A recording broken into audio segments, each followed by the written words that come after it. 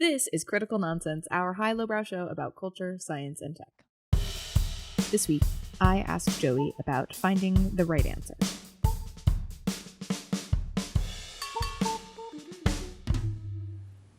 Woo!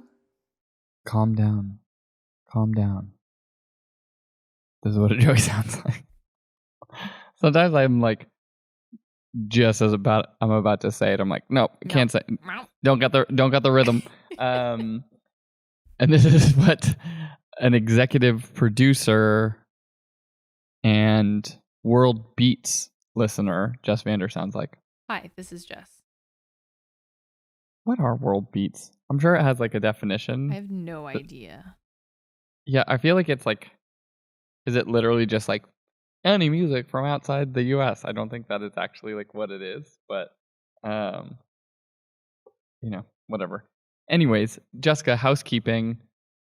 We did an episode, I'm not sure when, I think it would have just launched recently, about where I was talking to you about like nerd ideas and things of that nature. The piece I was referring to launched on March 14th, is available. We can put it in the show notes. You can determine whether I accomplished nerd and fun and interesting or just nerd. But that's out there now. I have enjoyed it so far. I haven't finished it because it is a long read. One of those great read, long read type concepts. But it's cool. And it's always fun to see into your brain.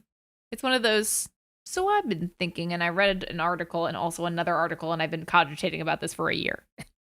Actually, yes, many years.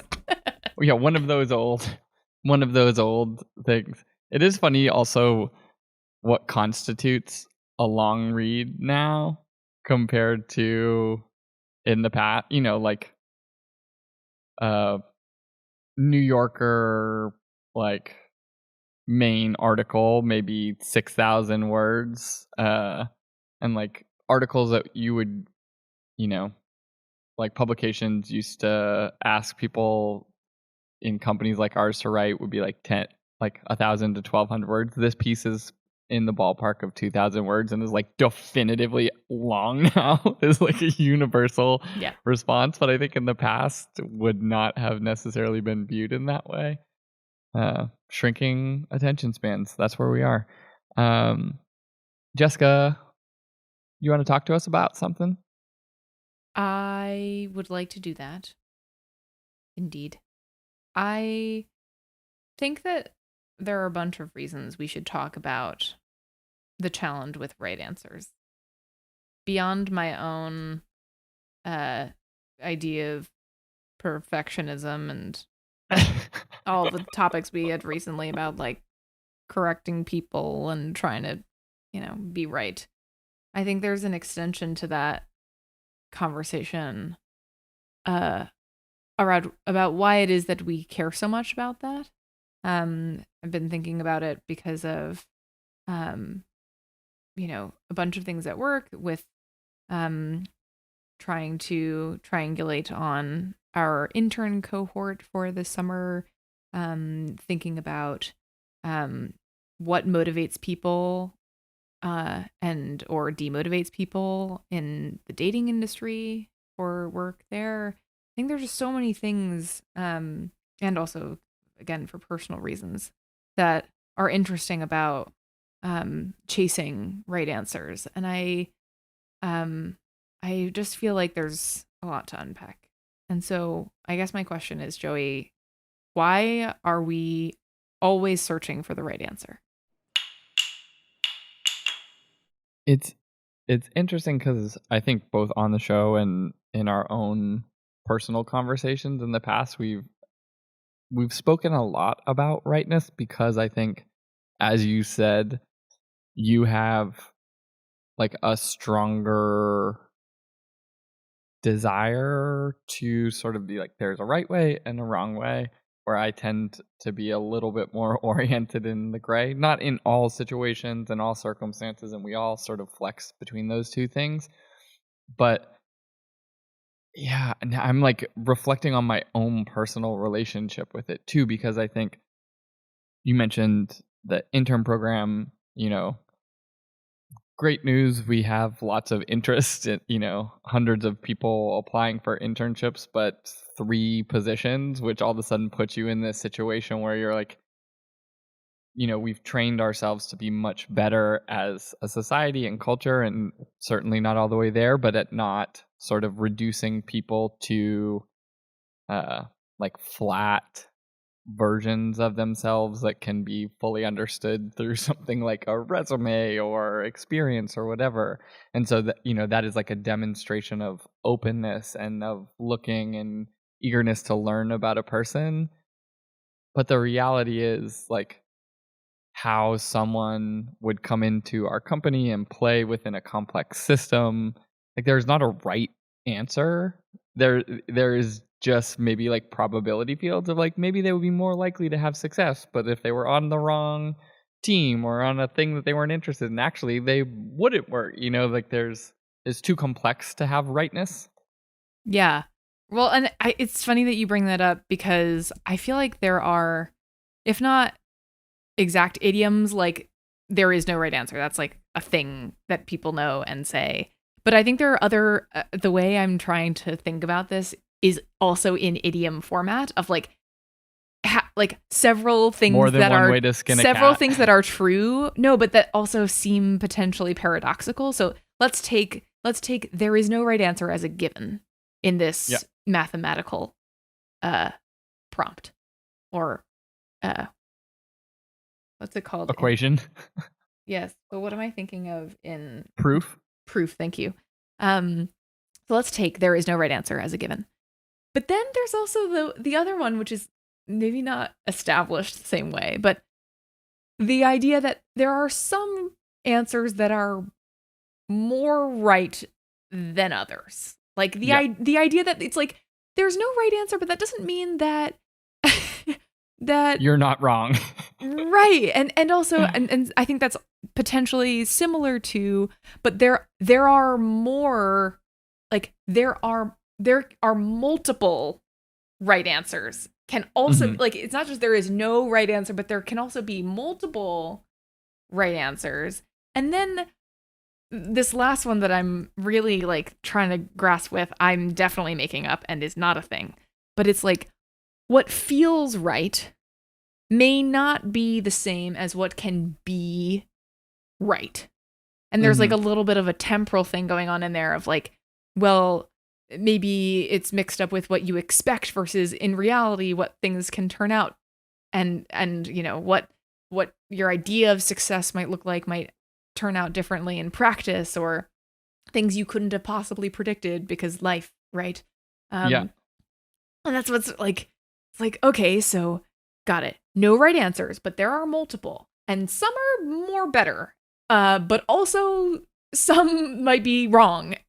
And actually a different one might be right. Which I think is all part of that complexity, the system of complexity you're talking about. I don't know if any of those, did I miss any? No, I mean, I don't know. I mean, in the idiom realm, it's like more than one way to skin a cat, 6 to 1, half dozen the other, right? Like we have lots of phrases that sort of communicate like either way is fine or something like that. Like there's not, it'll get you to the same place, right? But the temporal bit is sort of interesting because you have, we've spoken about before, like the concept of equifinality, right? Like in a complex system, there's always more than one way to arrive at the same destination. But the question then becomes, what are you evaluating on, like you suggested, right? Like in the case of, hiring practices within a company, there are multiple evaluative factors to where even just the evaluation becomes more complex. Is like, is someone capable of performing the duties of the job and role that you're bringing them in at?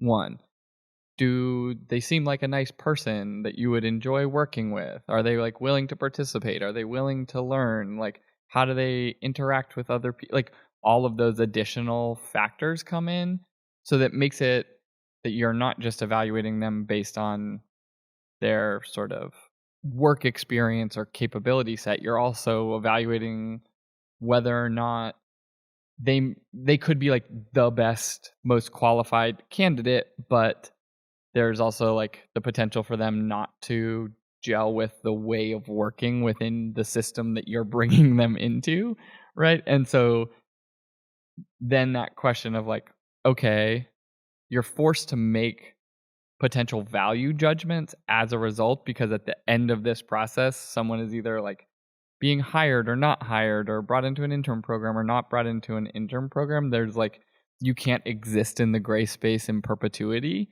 You have to sort of stew in the gray space to try and evaluate and feel your way around potential outcomes. But at some point you have to decide, you have to make a definitive response in that like black and white zone. They are either hired or not hired. And then understand that like you like there are degrees of rightness on the back side of that.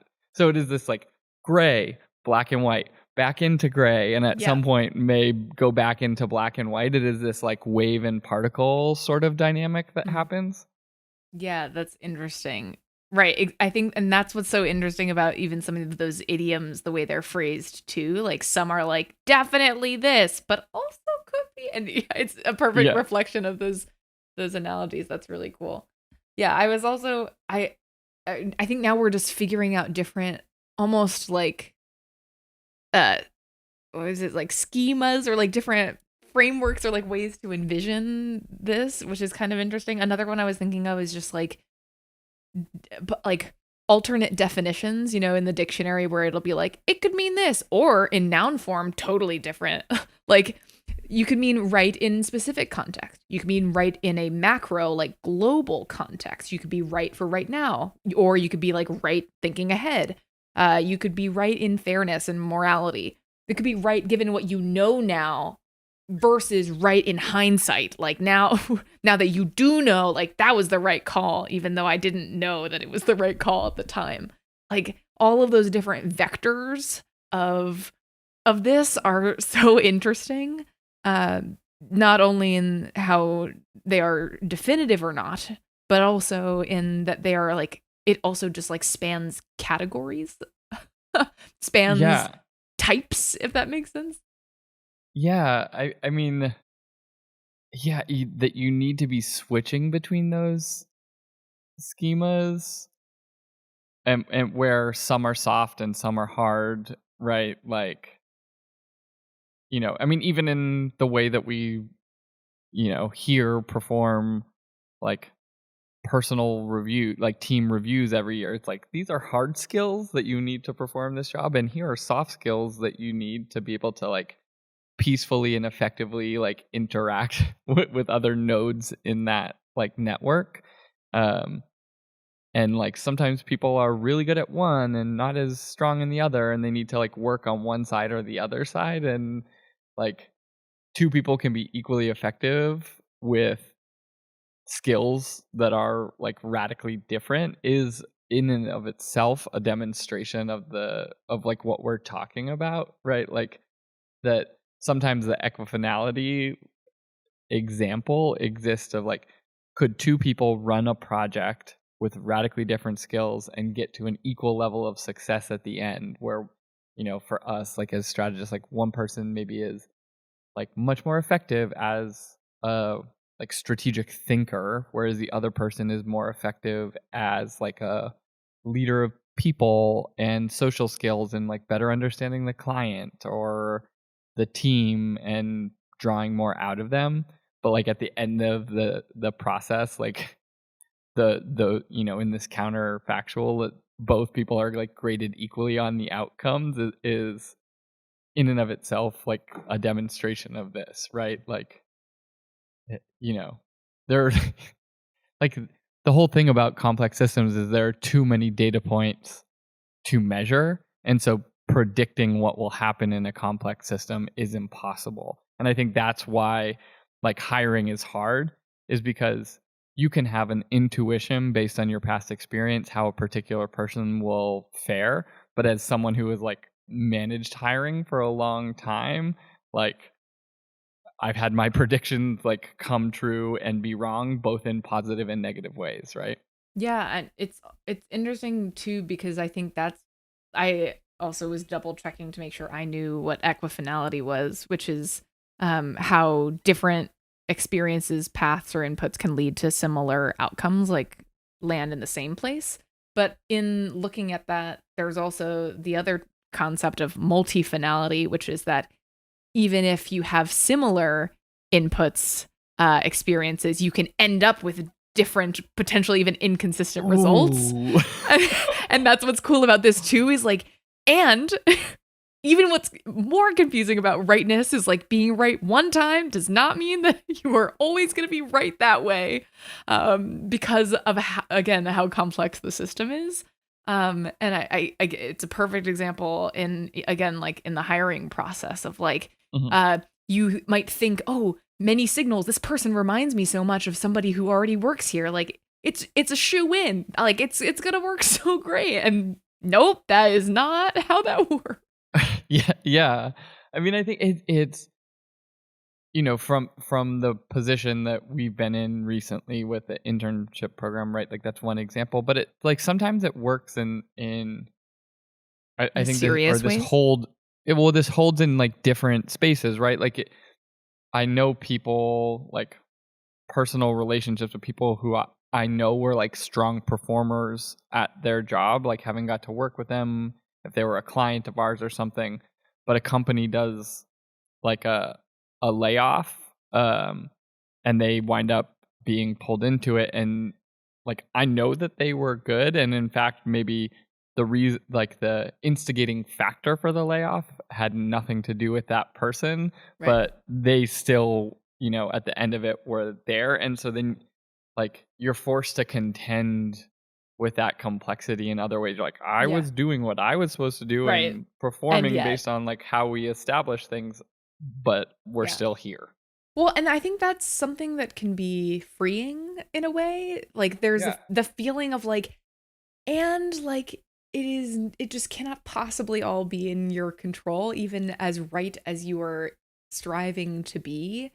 It like there's just a point that cannot, like, you cannot possibly control for all variables of rightness. I mean, I think that that's even why it was relevant to the concept, in the world of dating and like reading about people with maximizer strategies who are like just waiting for the best one. And that brings up the whole like secretary problem, which maybe has a very outdated name, but the concept of like, at some point you just have to hire the person and you can't keep interviewing for that long. And I think it's a similar freeing idea. Hard for a person like me, but freeing to think that it's at least knowing the computing power of our human brains as we know them, and also just like too many unknowns to possibly juggle, that maybe, I don't know, maybe it's not all up to us. Yeah, I mean, it's interesting if I think back of like the episodes and like topics we've had this year, and I don't have the list in front of me, but I feel like we're in this period, like a blue period, like an equivalent of like an artistic, where we're like really kind of like heavy into these questions of ambiguity. Mhm. And because we went through a difficult experience last year, because like maybe those are the reasons why we're sort of tackling these questions, but it doesn't feel unique to us. I think I've been talking to a lot of leaders at like other similar companies recently, like CEOs or executives, and the way that they feel like they're sort of in similar spaces, and someone recently, just sort of like tying into this topic, was like they had a client that was like, how do you always find the best people? And they were like, I don't know if we always find the best people. I think maybe we just like built a place where people can be the best versions of themselves. And I resonated with that. Like, you can't like pursue perfection as like a losing battle. diminishing returns, all of that. But like the flip side of this is like hiring the perfect person doesn't exist. But if you're only focused on like what you're putting into the system instead of like fixing the system itself, right? Like, are you making a situation as like, you know, in this case, like company culture or things like that, where a person will be able to thrive because you have more control there versus like controlling exactly the right like calibrations of the person that you're hiring and that you find them and that they want to come here, you know, like all of those types of questions that you can't control. Yes, exactly. Like, I think maybe we're especially in this introspective moment as like, you know, going through the reviews period right now and things like that, where I absolutely agree. It's this idea of like finding and tinkering with the best conditions for people to succeed. It's like I was telling somebody, one of our colleagues, that it's kind of like the weather. It's like you know, it's complex system. It's like it's the weather of like you walk out and you're like, whoa, can't control the weather, but like if you wear the right gear, like you can maybe have like we can manage this. But if you have no gear and you're caught in that, it's like, well, this is gonna be bad. Like, it's not. How can this possibly go well if you're caught in the rain and thunder and you have, and you're wearing you know, suede, a head to toe suede outfit. Vegan suede, but still. Yeah. There's no such thing as bad weather, just bad gear. Right. Like, and also the reason why we're so bad at predicting the weather is because it's too complex. We just need quantum computing, and for that we need helium, which brings us back to a topic that began before the podcast. It's too much. And it's too complicated to get into at this present time. So, which brings us to your wave and particle corner. What do you want to wrap this up? Yes. Right and wrong and black and white and wave and particle and right. There are so many different ways. 1000001 to try to navigate when making decisions, and what hubris it is to believe that we can possibly hold all of those at once.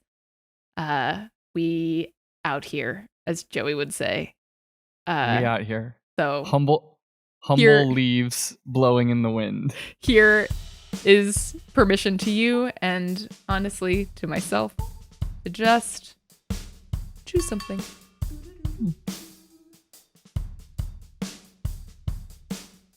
Critical Nonsense is a Sylvain production. Brought to you by... I can't decide. As always, we'd like to thank our executive producer and Schrodinger's producer, Jess Vander. You're welcome. We'd also like to thank sound engineer and always right, Alex Contel. We'd like to thank our programming coordinator and both particle and wave, Les Jacobs. And thanks to our production crew and So Wrong It's So Right, Sarah Dover and Nora Mester. And as always, thanks, Elen. Did you just, in our special thanks, are we saying thank you to the horseshoe theory? Where something gets so wrong, it becomes right again? Oh, I love that. Yeah. It's like, and wait, but also... Yeah. But did you... Everything in my head, I'm just seeing like the kombucha girl meme in my head constant. I don't know why. It's just is that like, the one who's like processing the emotions in real time of like, oh, I don't know, and then it's like, well, actually, yeah, no, but yeah. She like takes a sip of kombucha, and then it's just a series of like, ooh, no, maybe, nope, definitely not, but yeah, like. Yeah. Which is she's struggling with the complexity of kombucha, I guess.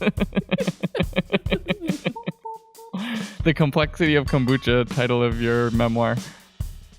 It's also, I think the reason that people are so captivated by that is it is a refreshing expression of changing one's mind.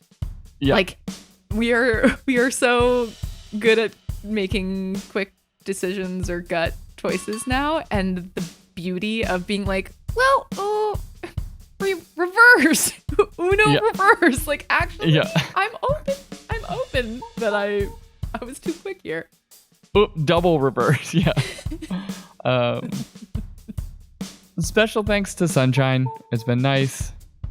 Get outside, get some sun on you, put on your SPF if you're so inclined. I guess it's good for you. You should be inclined. Just do it. Yeah. That's a great idea. And yeah, I hope everyone gets outside. That's it. Love you. Mean it. Okay, bye.